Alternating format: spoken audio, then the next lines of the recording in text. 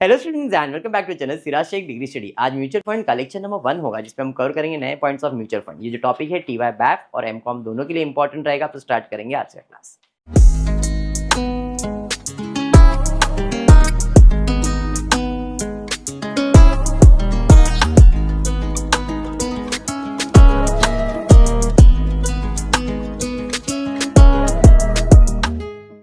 ये जो टॉपिक रहेगा म्यूचुअल फंड, ये अभी एक रिसेंट टॉपिक अपन ने कंप्लीट किया है, valuation of goodwill and shares किया है। उसके अंदर हमने इंट्रिंसिक वैल्यू किया है। क्या है इंट्रिंसिक वैल्यू? क्या था इंट्रिंसिक वैल्यू? नशा अपॉन नंबर ऑफ शेयर्स, याद है? Net asset available to equity share holder upon number of equity shares, ऐसा कुछ किया था। तो इस टॉपिक में हम क्या करने वाले, मुझे इन्वेस्टमेंट करना है शेयर्स में, मुझे शेयर्स में इन्वेस्ट करना है, बराबर है। म्यूचुअल फंड क्या होता है? एक ऑर्गेनाइजेशन होता है, वो आपको बोलता है भाई तेरे पास पैसा है मेरे को दे, तेरे पास पैसा है मेरे को दे, तेरे पास पैसा है मेरे को दे। मैं तुम्हारे पैसे को अच्छी जगह पे इन्वेस्ट करूंगा और तुमको रिटर्न्स दूंगा। मैं इन सबके फंड्स कलेक्ट करता हूँ और मैं अलग अलग शेयर्स में लगाता हूँ, सबसे डिविडेंड कलेक्ट करता हूँ। इसका मतलब तेरे को 5% मिलेगा, तेरे को 6% मिलेगा, देखो कमाने वाला मैं हूँ।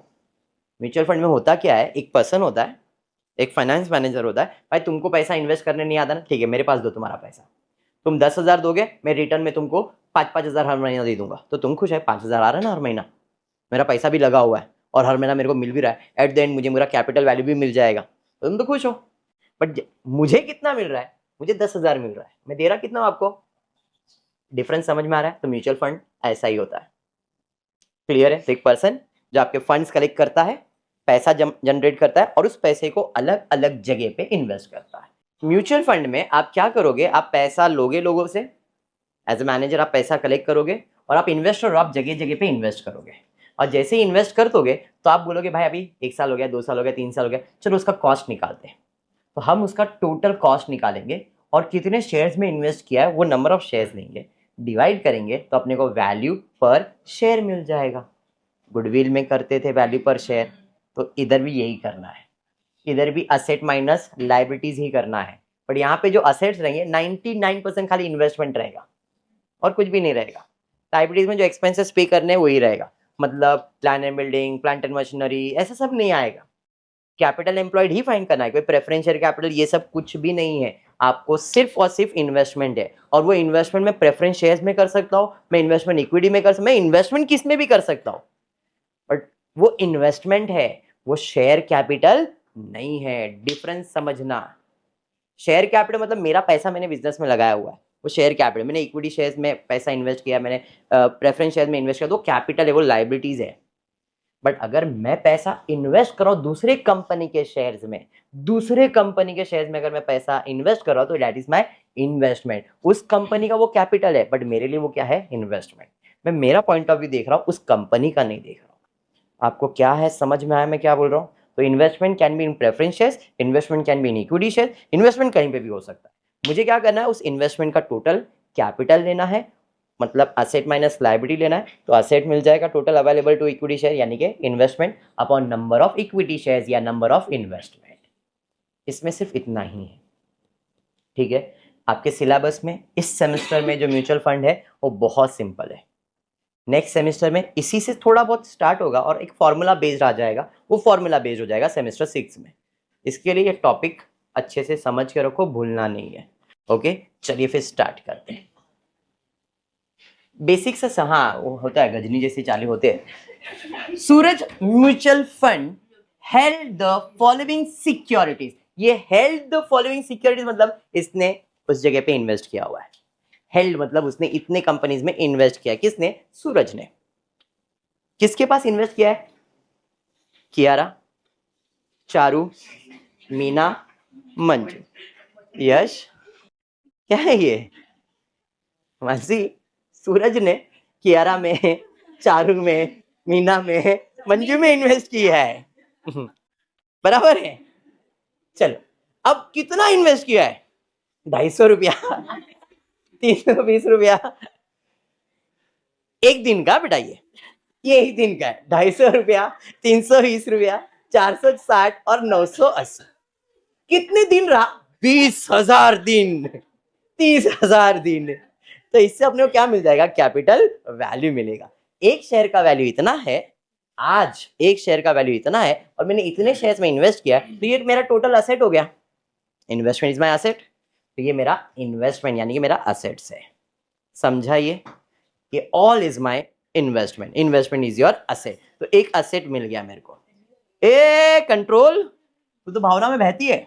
Apart from the above investment, इस इन्वेस्टमेंट के अलावा ही ऑल्सो हैड 25 लाख रुपए कैश। क्या बात है, बहुत पैसे वाला है। इधर इन्वेस्ट करके भी 25 लाख बचा है तेरे पास। आगे and 12.5 lakh is current asset, बहुत पैसे वाला भाई ये पंची। तो ये सब मेरा असेट ही है रिया, ये भी असेट है, ये भी असेट है। दिशा लायबिलिटीज तो अभी तक आया ही नहीं है, आएगा। Total liabilities amounted to 37,50,000, out of which ratio of external liability to reserves and surplus is 2:1। मतलब एक टोटल लायबिलिटीज है। और जब हम कैपिटल एम्प्लॉयड की बात करते हैं असेट माइनस लायबिलिटीज में, we take all the asset minus external liabilities. Internal liabilities minus करते हैं क्या? नहीं। तो उसने बोला ये टोटल लायबिलिटीज है, और ये जो टोटल लायबिलिटीज इसके दो पार्ट है, एक है रिजर्व्स एंड सरप्लस में जाएगा और एक एक्सटर्नल लायबिलिटीज में जाएगा, और इसका रेशियो है 2:1। Ratio of which external liability to reserve and surplus is 2:1। दो हिस्सा एक्सटर्नल लायबिलिटीज के लिए और एक हिस्सा रिजर्व एंड सरप्लस के लिए है। कोई नहीं, फोन ये तो है, होता है, गिरता है। अर्चिता समझा बेटा? Very good. और कुछ है क्या? नहीं। बोला क्या आपने को Neha? Compute net asset value per unit if the current outstanding unit is 72,500। ये क्या है नवीन दिला है, जरा इसका टोटल करो। वो नहीं आएगा। 250, 320, 460, 980, 2010 होना चाहिए था, लेकिन इस क्वेश्चन में बाय डिफॉल्ट उसने नंबर ऑफ यूनिट्स दे दिया। कितना? 7। तो क्या मैं ये टोटल लूंगा कि ये टोटल लूंगा? अरे ये टोटल ही नहीं है, ये तो मार्केट वैल्यू है। मतलब नंबर ऑफ शेयर्स 20, 30, 20 और 5। अब इसका टोटल करो, देखो 72,500। मेरे से गलती हुआ यार, मैं मान रहा हूँ। टोटल नंबर ऑफ यूनिट्स का टोटल करो, कितना आ रहा है? 72,500। आ गया? आएगा ना अभी? इधर 50 ज्यादा दिख रहा है मेरे को। हाँ, इधर टोटल ज्यादा ही है। ठीक है, ये इसी का नंबर ऑफ शेयर्स का ही टोटल है और कुछ नहीं। तो आपको किससे डिवाइड करना है? 72,500। चलिए स्टार्ट करते हैं। असेट माइनस लायबिलिटी, जैसा कैपिटल एम्प्लॉयड का स्टेटमेंट था, ये वही है। सबसे पहला असेट्स निकालता हूँ। कियारा में कितना इन्वेस्ट किया है? 20,000। 20, तो यश तेरा वैल्यू हो गया 50 लाख। इसमें चारू में तूने कितना इन्वेस्ट किया है? 97। पहले में एक्सपीरियंस नहीं था, तो दूसरे में ज्यादा खर्चा कर दिया। मीना के पास गया, ले कम, थोड़ा कम किया है, 92 लाख किया है। मंजू के पास कम ही कर दिया भाई। बोला आपने 3 बार धोखा मिला ना, तो कम हो गया 54। ओह बेटा इधर मल्टीप्लाई करो जरा, गड़बड़ लग रहा है मेरे को। तुम देखो शेयर्स में भी गड़बड़ लग रहा है मेरे को। अमाउंट चेक करो, बराबर है ना? इधर इधर चेंजेस देखो, 20,000 इधर है, 20,050। हाँ नहीं, क्वेश्चन में करेक्शन है, मैं मान रहा हूँ, मेरे को मालूम है। हाँ हाँ हाँ, इधर बराबर है 20,000, इधर 30 बराबर है, इधर 20,050 है, बराबर 20,050 है, और इधर 5 आया। मैंने वही बोला, इसका टोटल करो, 72,500 आना ही चाहिए था। अभी ये टोटल करोगे इसका तो आपको 72,500 मिलेगा ही। वो मेरे को इतना मालूम था, इसके लिए मैं इतना दिल पे लिया नहीं उस पार्ट को। डन है? अभी भी 76। तो शेयर्स आपके क्वेश्चन चेक करो, बराबर है क्या? नंबर ऑफ शेयर्स बराबर दिया है क्या? तो करेक्शन है फिर आपको। अभी फिर यही वैल्यू इधर 72,500 ही दिया हुआ है, हम 72,500 से ही डिवाइड करेंगे। जो नंबर ऑफ यूनिट्स दे दिया है तो हम उसी से डिवाइड करते हैं, अगर नहीं दिया रहता तो हम इसका टोटल करके डिवाइड करें। ठीक है भावना? वेरी गुड भावना। इसके अलावा मेरे पास और दो असेट थे, 25 लाख रुपए कैश और 12.5 लाख रुपए का करंट असेट। तो कैश डाल दिया, करंट असेट। अभी ये ऐसा टोटल करना जरूरी नहीं है, आप एडजस्ट कर लेना। अब लायबिलिटीज में जाऊंगा तो लायबिलिटीज कितना है? लेकिन पूरा 37 लिखूंगा क्या मैं? नहीं, 37 lakhs में 2 divide by 3 is my external liabilities which is 25 lakh, external liabilities 25 lakh. ये समझा? इसका टोटल ले लिया। अब ये प्लस ये करोगे तो total current asset, total current liabilities. Outer column में चाहिए तो आउटर कॉलम में डालो, अगर बनाया तो नहीं बनाया तो इसमें से ये माइनस कर दो, आपको नेट असेट मिल जाएगा। वैल्यूएशन ऑफ शेयर्स में किया था ना सेम टू सेम। अरे समझा ये? अब NAV फाइंड करना है, NAV, net asset value, total net asset available या total net asset value upon number of unit. Total net asset value मालूम है, नंबर ऑफ यूनिट्स आपको मालूम है, डिवाइड कर देंगे 423.06। समझा म्यूचुअल फंड? समझा? चलिए बढ़ेंगे, यही करना है आपको इस सिलेबस में, मतलब इस सेमेस्टर में ऐसे ही सब में। खाली ट्विस्ट एंड टर्न्स थोड़े बहुत वो शेयर्स के अंदर दे देगा, बट करना तो यही है। Balance of mutual fund provides you with the following data related to, कौन है भाई? Unbalanced mutual fund scheme you are required to compute net asset value on per unit basis. Cash asset है, expenditure is my liabilities, pay करना होता है expenditure, amount payable liabilities, fix asset sorry fix interest bearing securities and cost asset, फिर bonds and debenture at cost asset of this, इसी से related कुछ दिया, इनका ही कुछ जोड़ी है, listed securities asset, dividend income, income asset होता है और एक्सपेंस लाइबिलिटीज होता है। ठीक है, income is your asset and expense is your liabilities. Income मिलने वाला है असेट, एक्सपेंस देने का है लाइबिलिटीज। ठीक है, फिर कुछ नंबर ऑफ यूनिट्स दिया हुआ है, कितना दिया है? क्योंकि यहाँ पे नंबर ऑफ यूनिट्स तो मिल नहीं सकता है, तो आपको नंबर ऑफ यूनिट्स दे दिया है 25 लाख। फिर current realisable value of fix interest securities, fix interest securities का रियलाइजेबल वैल्यू कुछ बोला हुआ है।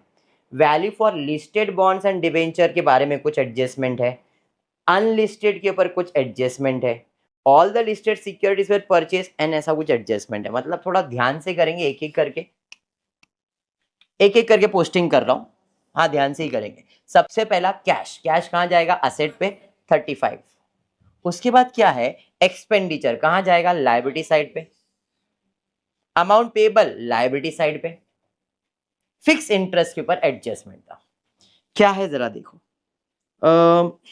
Current realisable value of fix income securities, fix income securities is appreciated at the rate 115% of cost. इसका value कितना है? 320। कितना करना है इंक्रीज? 115 कर देना है। तो 320 का 115% वैल्यू निकालो, कितना आ रहा है? समझा? इसके लिए आपके पास टेक्स्ट बुक रहेगा, तो इधर कुछ अगर करेक्शन है तो आप कर सकते हो। 320 इंटू 115% निकालो, डायरेक्टली आपको आंसर आ जाएगा। ठीक है, आगे बढ़ते। Bonds and debentures, bonds and debenture का कॉस्ट कितना है? 1050। अब उसी के नीचे दिया है of this bonds not listed not coated is 350। मतलब मेरे पास बॉन्ड्स एंड डिवेंचर्स तो है, कितना है? 1050। इसमें से दो टाइप है, एक होता है लिस्टेड और एक होता है नॉट लिस्टेड। इसमें 350 कौन सा है? शेयर्स नॉट लिस्टेड वाला। तो बचा कितना? तो ये हो गया लिस्टेड और ये हो गया नॉन लिस्टेड। समझा ये? अब इन दोनों के ऊपर एडजस्टमेंट है। The value of listed bonds and debenture appreciated by, तो इसका कॉस्ट कितना है? 700। 700 का 20% एप्रिशिएट, 120% निकालना है सीधा। अरे हाँ ना, 120% ना, 20% बढ़ा दिया ना, आप 20% निकाल के ऐड करो, 140 ऐड करोगे 840 हो जाएगा। ये समझा? Unlisted bonds and debenture are valued 20% below cost, 20% का मतलब 80%। अनलिस्टेड कितना है? क्या हुआ दिशा, बाउंसर गया?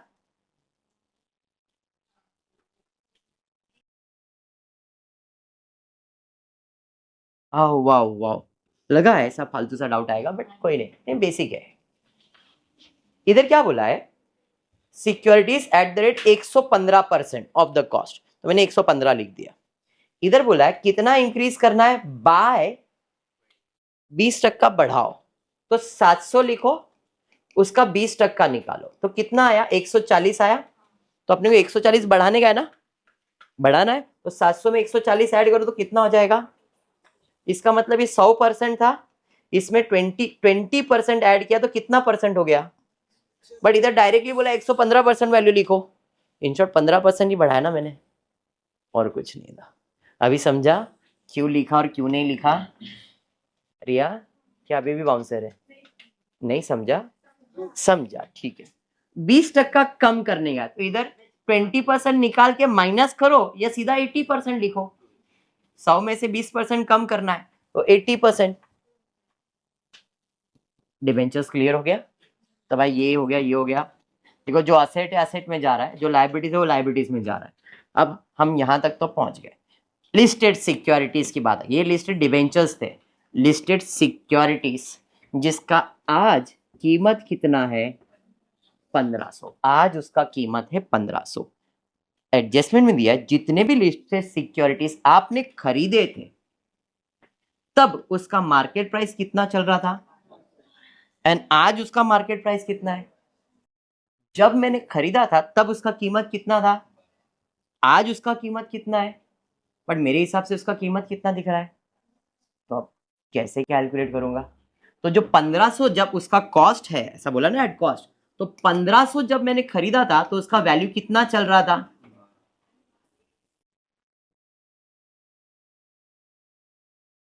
Listed securities at cost. At cost मतलब जब हमने खरीदा तो उसका वैल्यू कितना हुआ। एडजस्टमेंट में क्या बोला है, all the securities were purchase when the market index was and now the market index is। तो ये जो 1500 है ये ओल्ड वैल्यू है या न्यू वैल्यू है, सवाल सिर्फ इतना सा करूंगा मैं। Balance of mutual fund provides you with the following data related to the, जो भी कंपनीज है, मतलब ये जितने भी वैल्यूज है ये मेरे करंट ईयर के वैल्यूज है, आज का भाव है। तो मैं आज का भाव है तो मैं क्या लिखूंगा, ये जो 1500 है आज के भाव के हिसाब से कितना वैल्यू दे रहा है, 15,750 बराबर है।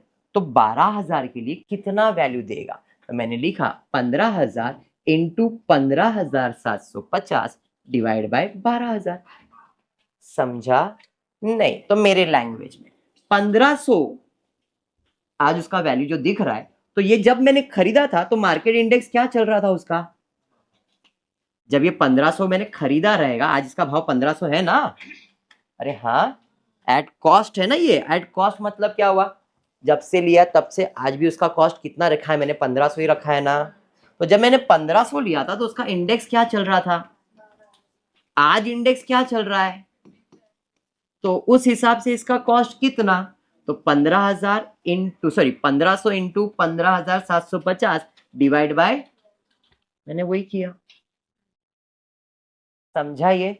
इस हिसाब से आज उसका वैल्यू कितना हो गया, 1968.75।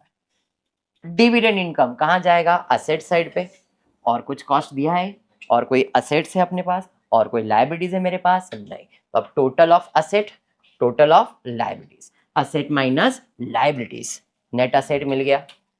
नंबर ऑफ यूनिट्स मालूम है, हाँ सर मालूम है।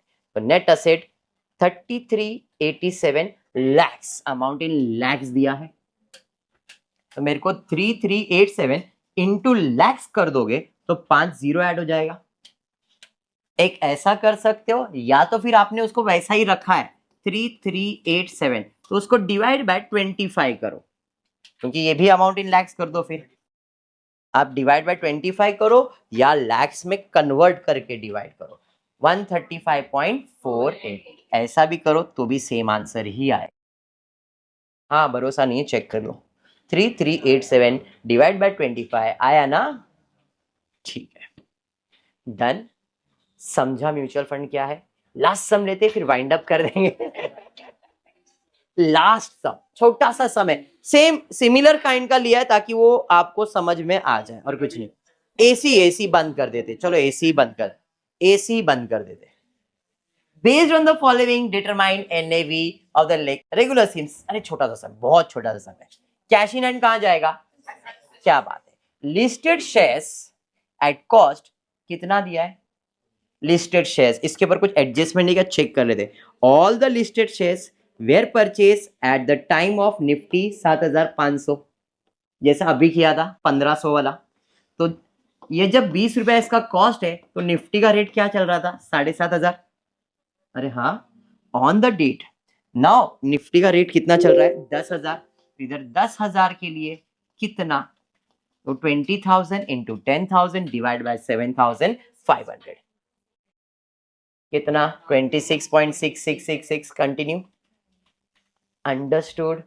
चलिए, बॉन्ड्स एंड डिवेंचर जिसका कॉस्ट कितना है? ऑफ दिस नॉन कोटेड कितना है? तो 4.30 में से नॉन लिस्टेड वाले कितने हैं? 1। तो लिस्टेड वाले कितने हो जाएंगे? 3. अब इसके ऊपर कोई एडजस्टमेंट नहीं क्या? देखते हैं। Listed bonds and debenture carry market value of 5 lakh. Directly listed का वैल्यू कितना दे दिया है, तो मैं लिस्टेड डिवेंचर्स कितना लिख दूंगा? 5। समझा? Bonds and debenture listed 5, non listed कितना है? 1। इसके ऊपर कोई एडजस्टमेंट, तो directly non listed at book value आ गया 1। अरे हाँ, समझा? डन। अदर फिक्स इंटरेस्ट या इनकम सिक्योरिटी जिसका कॉस्ट कितना है? 4.50। इसके ऊपर कोई एडजस्टमेंट है क्या? है। Current realisable value of fixed income securities face value कितना? 100, जबकि उसका मार्केट प्राइस कितना चल रहा है? 106, जैसा अभी किया था। 4.5 का वैल्यू कितना था? 100। आज वैल्यू कितना चल रहा है? 106.5। तो उस हिसाब से कितना वैल्यू? क्रॉस मल्टीप्लाई करेंगे। 4.5 इंटू 106 डिवाइड बाय 100, 4.7। देखो एक चीज है जो इसके अंदर ना फिक्स रहता है, बॉन्ड्स एंड डिवेंचर के ऊपर मार्केट वैल्यू आता ही आता है, लिस्टेड शेयर्स के ऊपर रहेगा ही रहेगा। ये फिक्स इंटरेस्ट दिया तो इसका भी मार्केट प्राइस रहेगा ही, ये फिक्स है। हर सम में ऐसा ही दिखेगा और एकदम क्लियर। आप पास्ट पेपर निकालो, इसी टाइप का सम रहता है, पैटर्न ही सेम है। तो थोड़ा सा प्रैक्टिस करोगे, सम भी बैठ हो जाएगा। अरे ये करना है, यही करना है, हर एक पे यही आ जाएगा। क्लियर? इतना समझा आपको? चलिए, उसके बाद क्या है? डिविडेंड अक्रूड इनकम है, इनकम साइड पे। अमाउंट पेबल लाइबिलिटीज है, एक्सपेंडिचर लाइबिलिटीज है, नंबर ऑफ यूनिट्स दिया हुआ है डिवाइड करने के लिए, और कुछ नहीं। Total of asset, total of liabilities, net asset. Divide कितना यूनिट? अमाउंट इन लैक्स थे, लैक्स में ही रखा है। कन्वर्ट किया क्या इधर? नहीं। अगर उसको कन्वर्ट करोगे तो 3 को भी कन्वर्ट करोगे। समझा? ये डिवाइड कर लो, कितना आ रहा है? 10.81 आ गया। ये था तुम्हारा म्यूचुअल फंड का सम आपके टेक्स्ट बुक का। क्लियर? यस। तो ऐसा डायलॉग सुना है आपने, mutual fund are subject to market risk. ऐसा हमारे इधर नहीं होगा, ठीक है क्या? चलिए, आज के क्लास में इतना ही करते हैं। होपफुली वीडियो पसंद आए तो प्लीज वीडियो को लाइक कर देना, फ्रेंड्स ग्रुप में शेयर करना, चैनल को सब्सक्राइब करना। Thank you for watching the video.